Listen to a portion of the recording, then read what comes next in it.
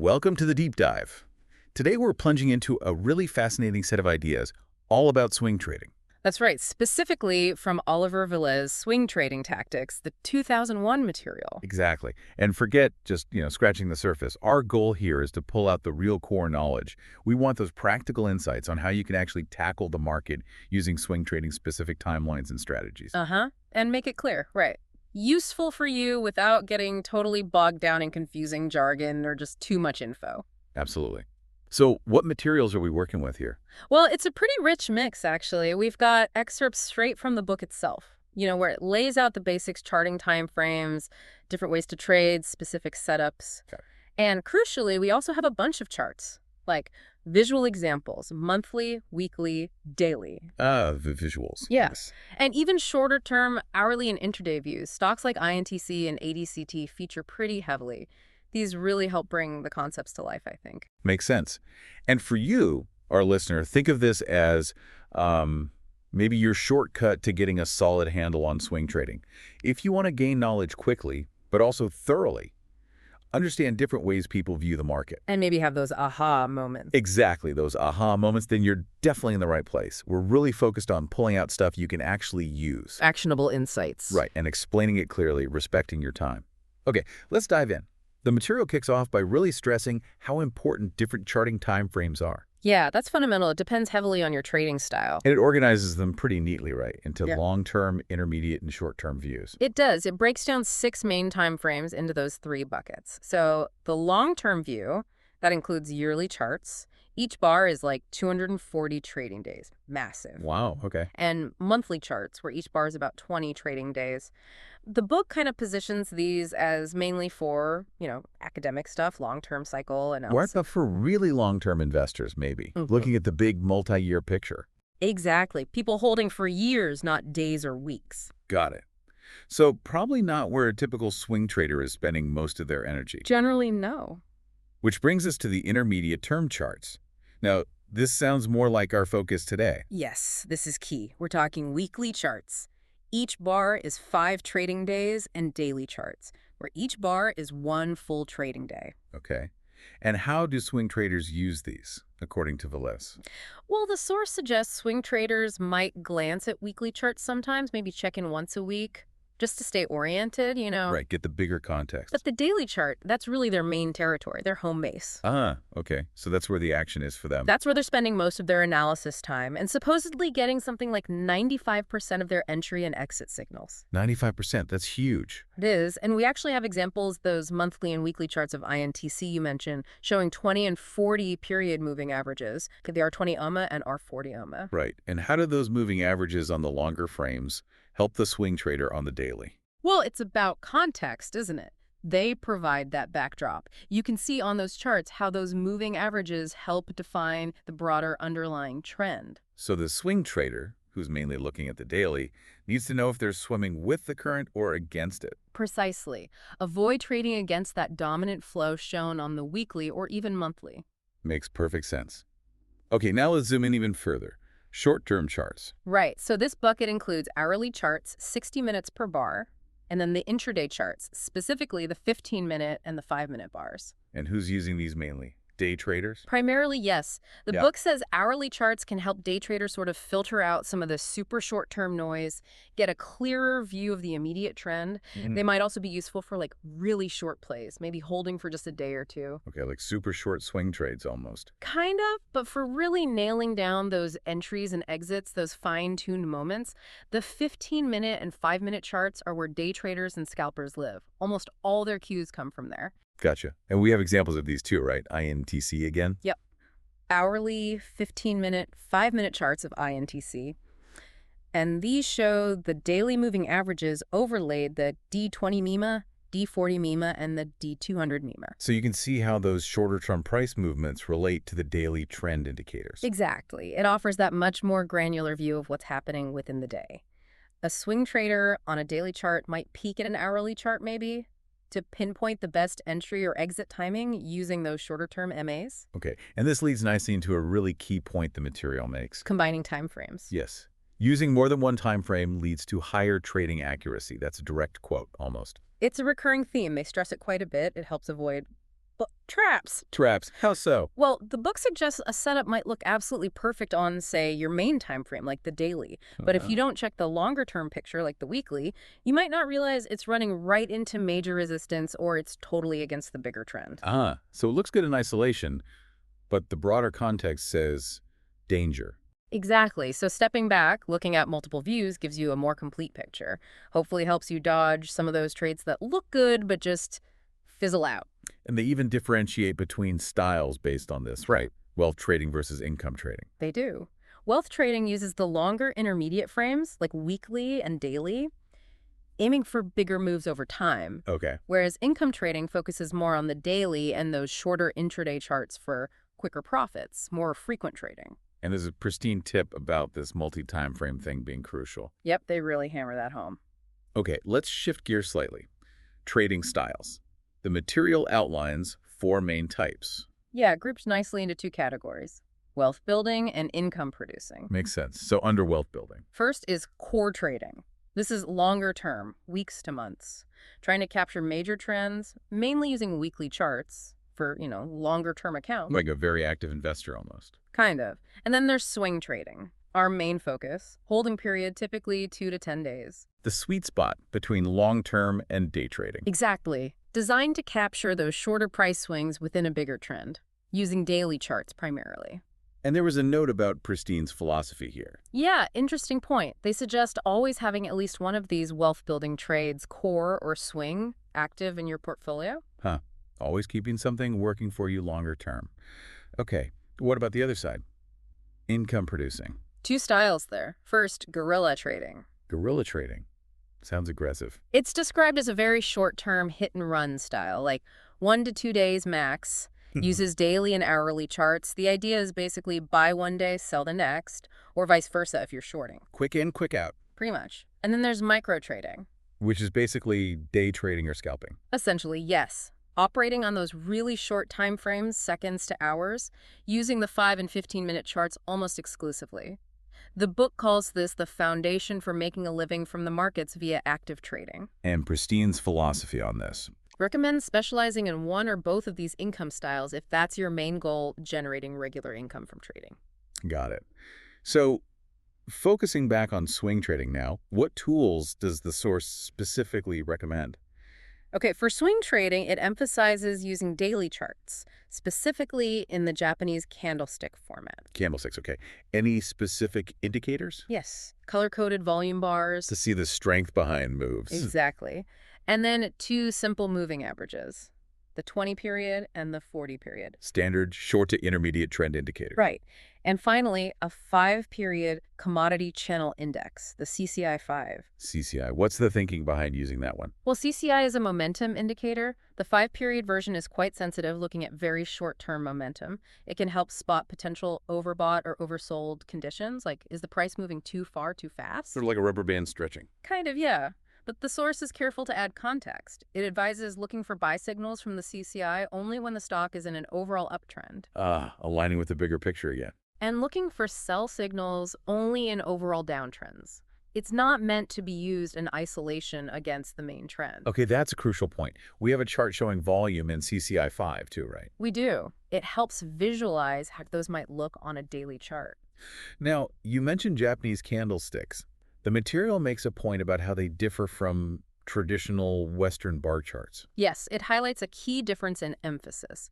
Japanese analysis, according to this source, really focuses on the relationship between the open and the close of the same day. Okay, the range within that single candle. Right, whereas Western analysis tends to emphasize where today's close is relative to the prior day's close. So comparing close to close versus looking at the open to close story of the day itself. Precisely. And there's an example given. Imagine a stock closes higher than yesterday, so it's an up day overall. Okay. But if it opened even higher and then sold off to close below its open. So it gained from yesterday but showed weakness during the current day. Exactly. A Western view might just see the gain. The Japanese candlestick view, focusing on that close below the open, might interpret it as potentially bearish, showing selling pressure came in. Interesting distinction. Different lenses on the same price action. Definitely. Now, here's a concept that sounded really interesting, almost counterintuitive. These 3 to 5 bar patterns. Ah, yes. The pictures of greed and pictures of pain. Right, so 3 to 5 green bars in a row, picture of greed, might actually be a signal to sell. Potentially, yes. It's a contrarian idea. And 3 to 5 red bars, picture of pain, might signal a time to buy. That's the concept. The logic behind it is about short-term market exhaustion or overextension. After 3, 4, 5 days of strong movement in one direction, the market might just be, stretched too thin, due for a pause or a pullback. Like it's run out of immediate buyers or sellers at that level. Sort of. So these patterns act like little warning flags. Hey, the strong move might be getting tired. What looks like strength could actually be setting up weakness, and vice versa. Fascinating. Okay, this feels like a good lead-in to maybe the most fundamental concept in the whole thing. The market's basic unit, the atom. Yes. And it's 4 stages. This is presented as, like, the only way a stock really moves, a constantly repeating cycle. It's a core piece of their philosophy. Understanding where a stock is in this cycle is positioned as absolutely key to anticipating what might happen next. And therefore, key to successful trading. That's the argument. These 4 stages, they say, always happen in the same sequence. Okay, what are they? Stage 1, bottoming, characterized by uncertainty, ambivalence, generally low interest. Things are quiet. Okay, the base building phase. Stage 2, bullish. This is where greed kicks in, the uptrend really takes hold, and the material emphasizes this is where most profits are made. Ride stage 2. Right. Don't try to perfectly pick the bottom in stage 1. Focus on catching stage 2. Seems to be the message. Then stage 3, topping. Uncertainty creeps back in, sentiment starts to shift, enthusiasm wanes. The party starts winding down. And finally, stage 4, bearish. Fear takes over. Prices decline. And sadly, this is where they say most players tend to lose money. Uncertainty, greed, uncertainty, fear, and repeat. That's the cycle, driven by those core emotions. And the book frames it pretty starkly, doesn't it? Winners understand and play this cycle correctly. While losers are unknowingly playing it wrong or out of sync. And successful traders apparently have specific tools or approaches tailored for each specific stage. Exactly. It's not just knowing the theory. It's about identifying the current stage in real time and then adapting your strategy. You wouldn't use the same approach in a stage 4 free fall as you would in a stage 2 uptrend. No, absolutely not. That makes sense. Now, these stages don't happen in a vacuum. They occur within broader trends. Correct. The 4 stages play out within 3 primary market trends. Uptrends, downtrends, and sideways consolidation or trading ranges. And each trend context requires matching trading actions. Yes. An uptrend, for example, is described as basically a series of these 4-stage cycles, but each cycle starts and ends at a higher level than the last one. Like climbing stairs, where each step has those 4 mini phases. Good analogy. And remember that pristine trading tip we mentioned. It comes back here. Aligning the cycles. Yeah.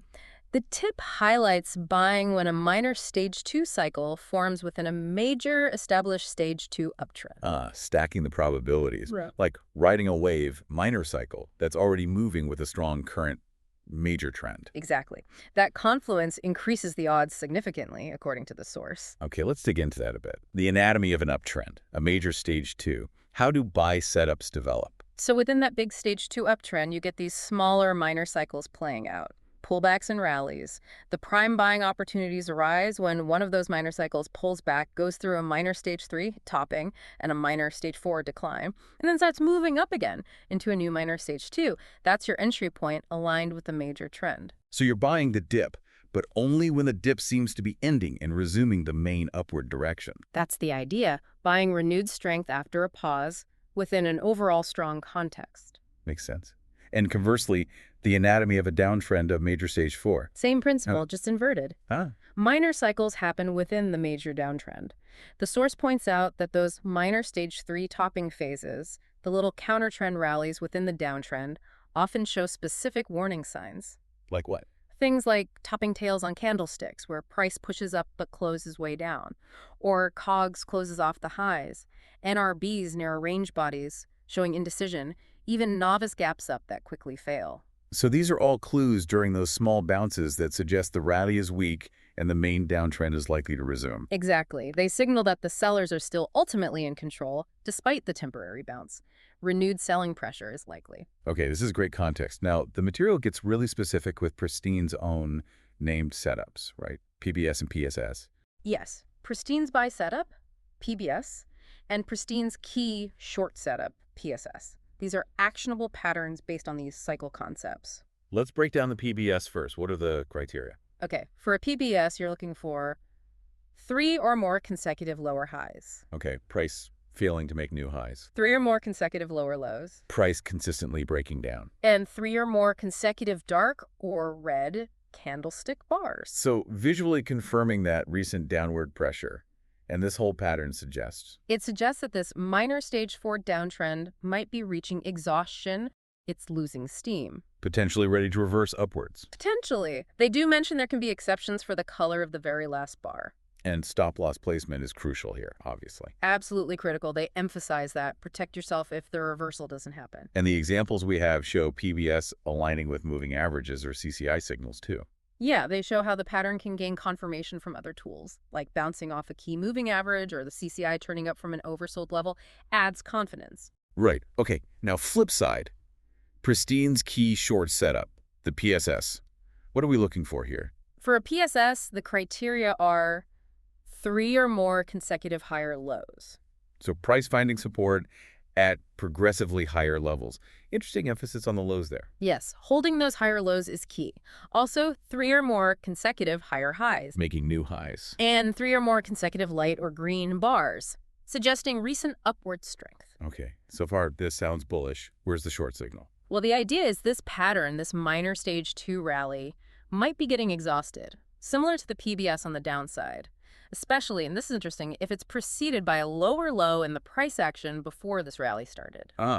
A hint that the underlying trend might still be weak, or that buyers might be struggling despite the recent green bars. Something like that. It's a setup looking for that rally to fail and roll over. And again, stop-loss placement is clearly defined. Yes, absolutely essential for managing risk on a short trade. And the examples show PSS maybe with a cog pattern to close off the high or after that preceding lower low. Exactly, showing how the PSS might appear alongside other potential topping signals, strengthening the case for a short. Got it. These setups seem very concrete. Finally, the source material wraps up with a book recommendation. It does. It strongly recommends Tools and Tactics for the Master Trader, also by Oliver Velez, co-authored with Greg Capra. And they even quote Steve Neeson, the candlestick guru. Yeah, a positive review from Neeson highlighting its unique insights and, importantly, its practical value for traders. So it sounds like Swing Trading Tactics lays the foundation and Tools and Tactics gets deeper into the practical application. That seems to be the implication. Like, here's the core framework, and here's where you go for more detailed strategies and refinements. Okay. So pulling this all together, what are the key takeaways for you, our listener? We've really unpacked a pretty comprehensive way to think about swing trading, haven't we? I think so. Highlighting the crucial role of time frames. You can't just look at one. Right. And understanding the differences between trading styles, wealth building versus income generation, and choosing what fits your goals. And then the big one, the power of understanding those market cycles, the 4 stages. And recognizing specific setups like the PBS and PSS that try to capitalize on turning points in those cycles. And that constant theme of alignment, combining time frames, matching your actions to the trend and the cycle stage, it offers a really valuable perspective. Definitely. Was there anything in here that felt particularly surprising or led to an aha moment for you? Well, I think the heavy emphasis on the market cycle itself and framing it in terms of those core human emotions, uncertainty, greed, fear. It's a powerful reminder that charts aren't just lines. They represent collective human behavior.